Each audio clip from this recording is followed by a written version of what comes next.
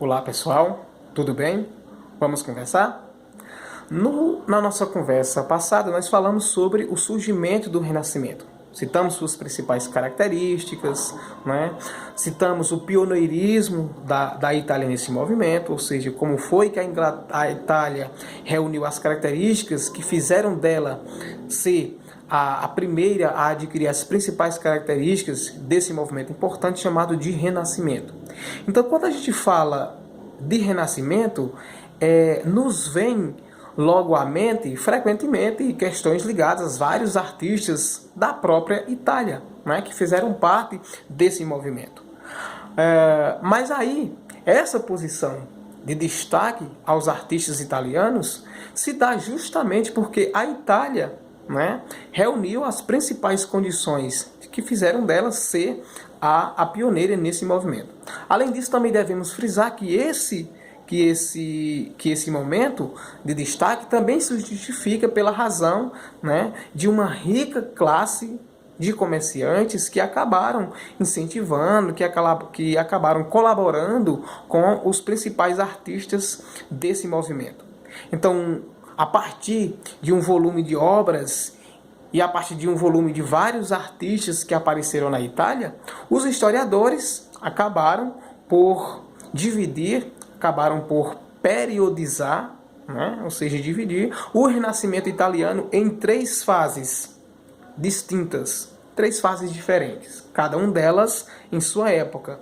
Então nós temos o 300 no século XIV, o 400 no século XV, né? E o 500, que foi a última fase, no século XVI.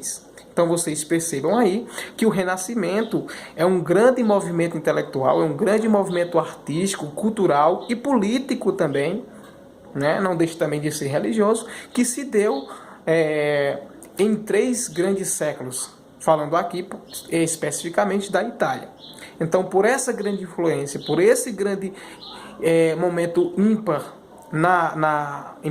no país Itália, né, pelos principais artistas terem se dado, terem contribuído, terem construído as suas obras na Itália, né, os historiadores resolveram então periodizar, resolveram dividir o Renascimento italiano em três fases distintas, em três fases diferentes, cada um com seu período histórico e cada um com suas principais características. 300, século XIV, 400, século XV e 500, século XVI. E é importante dizer que cada um desses três períodos tem a sua localização, tem o seu espaço geográfico privilegiado. Tá bom? Então, no 300, nesse período chamado de 300, as artes plásticas elas foram condecoradas, elas foram agraciadas, elas foram privilegiadas, né, com obras inovadoras de pensadores, de artistas como Giotto di Bordone. E em suas pinturas, o que é que Bordone fazia? Né? Então, em suas pinturas, a gente pode observar uma primeira tentativa de romper, de quebrar com os antigos padrões que a gente testemunhou em períodos como a Idade Média, ao, por exemplo, ele buscar um sentido de profundidade nos seus quadros. Além disso, Bordone, melhor dizendo, né, nas obras dele, nas suas obras de arte, as personagens exploradas, muitas delas de origem religiosas, dava a entender, né, exprimiam, melhor dizendo, uma noção, uma ideia de emoções e de sentimentos. Tá bom?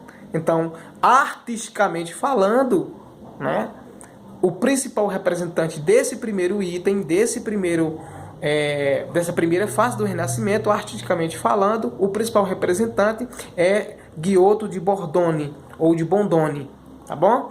E em suas pinturas havia um privilégio, né, havia uma noção de ele explorar suas personagens, muitas delas ligadas à questão da religiosidade, e essas personagens nas suas pinturas, nas suas artes, exprimiam, davam uma noção de sentimentos, de emoções. Tranquilo? E Bondone acabou, na sua pintura, rompendo com os padrões que a gente testemunhou em obras, em artes que a gente viu na Idade Média. Nas letras, o principal personagem é Dante Alighieri, que acabou publicando em suas obras em toscano, um dialeto que acabou influenciando de forma decisiva o idioma italiano falado hoje.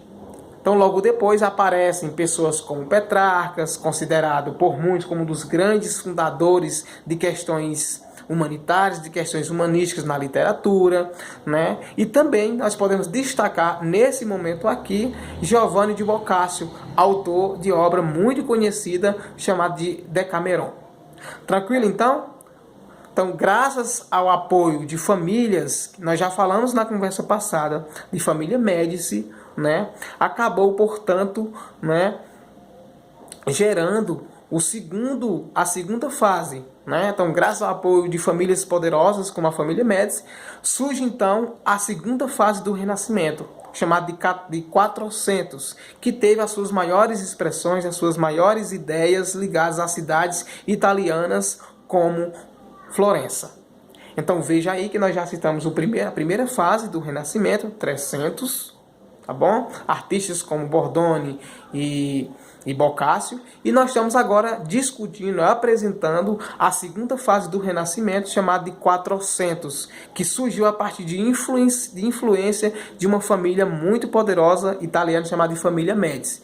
Então o 400 teve as suas principais ideias, as suas principais expressões ligadas à cidade italiana de Florença. Vários artistas importantes desse período, eu posso aqui citar, né, que foram contratados justamente para pintarem quadros, né, realizar projetos arquitetônicos e construir igrejas. Então essa é uma característica importante do 400. Não percam de vista.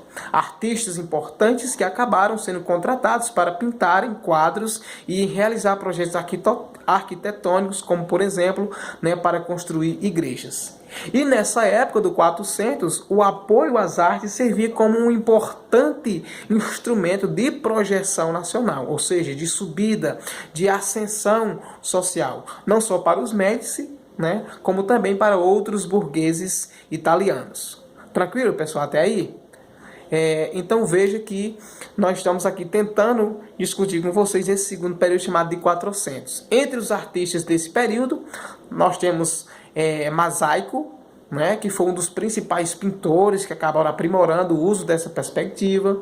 Temos também belos quadros de Sandro Botticelli, que tentava explorar elementos da natureza em seus quadros, né, elementos da natureza espiritual, religiosa e também simbólica em várias de suas obras. Então essas são as principais características.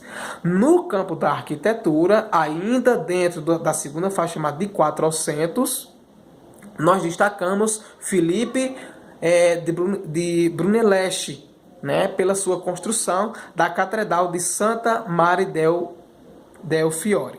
Tranquilo? Então veja que nós estamos trabalhando essa segunda fase do Renascimento chamada de 400. No final dessa fase do 400, nós temos um rapaz muito famoso, né, chamado de Leonardo da Vinci. Talvez não, né? Uma das principais, ou se não a principal figura que encarou o sentido inovador desse termo de renascimento com grande intensidade. Não só porque se especializou, né? Não só porque ele não se especializou em uma obra específica, em um campo específico, mas também porque Da Vinci se aventurou como pintor, como urbanista, como filósofo, como inventor, enfim. Da Vinci foi uma principal figura do Renascimento, porque ele não se especializou em uma única área, mas ele se aventurou em várias delas. Tá bom? Entre suas obras principais, nós podemos destacar de forma especial, né, a Gioconda, mais conhecida como Mona Lisa. Tá bom? Se a gente fala de Gioconda, muitas pessoas não conhecem, mas se a gente falar de Mona Lisa, logo nós vamos associar com a principal figura do Renascimento, chamada de Leonardo da Vinci, e também a representação da Santa Ceia. Chegando chegamos, portanto, na última fase do Renascimento, dividida pelos historiadores, chamada de Cinquecento. E o que é que caracteriza, Nicolau, essa última fase do Renascimento, chamada de Cinquecento? Né? Então, essa fase de Cinquecento, ela ocupa uma posição de destaque na Itália e em outras nações europeias. Na literatura, portanto, o Cinquecento foi prestigiado com as obras inovadoras, né, com as teses políticas de meu xará, Nicolau Maquiavel, autor da obra O Príncipe, uma das principais obras conhecidas no campo da literatura, no campo da filosofia, no campo da história. Tá bom? Então, no Cinquecento, uma figura muito importante, Nicolau Maquiavel, com a sua obra O Príncipe, onde ele elabora nessa discussão uma divisão entre as questões políticas e os valores morais. Nas artes, nós temos uma figura importantíssima, chamada de Michelangelo, onde ele se imortaliza, onde ele se reconhece, né, pela pintura dos afrescos da Capela de Sistina. Tá bom? Então, o Cinquecento, ele alcança os finais do século XVI e a gente observa que nessa fase se experimenta outras manifestações fora da Itália. Então veja que nessa última fase do Renascimento, a gente não tem mais uma supremacia da Itália, a gente não tem mais uma questão de centralização do Renascimento na Itália. Nessa fase, nós vamos testemunhar uma questão de um espalhamento, né, do Renascimento por outras nações, né, por outros espaços. Nessa ideia, nesse contexto, nós vamos poder testemunhar a questão da expansão marítima, que acaba deslocando, né, o eixo econômico da Europa do Mar Mediterrâneo para o Oceano Atlântico, né? Essa questão do deslocamento, ela é tão importante que acaba gerando outros centros urbanos, e esses outros centros urbanos acabam se enriquecendo, né? Proporcionando, portanto, o surgimento de novos artistas, de novos escritores, de novos intelectuais, tá bom? Então, já nessa fase, né, já nessa nova situação, nós podemos testemunhar, por exemplo, a questão do surgimento da Contra-Reforma Católica, que atuou de forma decisiva no sentido de perseguir as formas de conhecimento que iam contra os seus dogmas. Tá bom? Então, a última fase do Renascimento, chamada de Cinquecento, ela é decisiva para fazer um deslocamento, para fazer uma questão de espalhar essas obras, esses artistas, esses pintores, esses escultores, né, de espalhar essas características do Renascimento e deslocar essas questões para fora da Itália. Tá bom? Eu espero que vocês tenham entendido. Estudem, tá bom? Leiam mais sobre essas questões, leiam sobre o Renascimento, que foi um dos principais movimentos artísticos, intelectual, científico, cultural, histórico, enfim, foi um movimento de suma importância para que gerasse um novo sentimento, para que gerasse uma nova ideia de sociedade, para que deslocasse, né, a questão das pessoas se desapegassem daquelas ideias que eram essencialmente religiosas, para que as pessoas pudessem se sentir, para que as pessoas pudessem pensar um mundo para além da existência católica, para que as pessoas pudessem pensar e refletir um mundo fundamentado na questão da cientificidade, de um mundo ligado na questão da racionalidade. É isso que o Renascimento contribui também para que a gente possa pensar um novo modelo de sociedade desapegado das questões religiosas. Não é que a questão religiosa desaparecesse com o Renascimento. Muito pelo contrário, ela foi muito...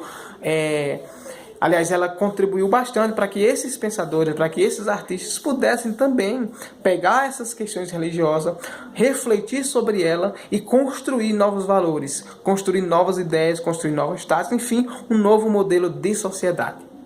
Perfeito? Espero que vocês tenham entendido e qualquer dúvida é só entrar em contato conosco. Tudo bem?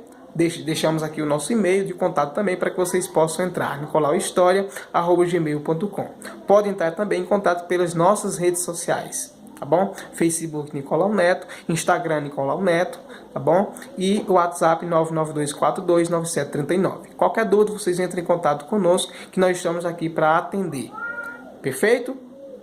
Um abraço virtual a todos e a todas. E se cuidem, se forem sair, use máscara. Ao voltar, se higienizem muito bem. Isso é muito importante para que nós possamos evitar ser contagiados com essa pandemia do novo coronavírus.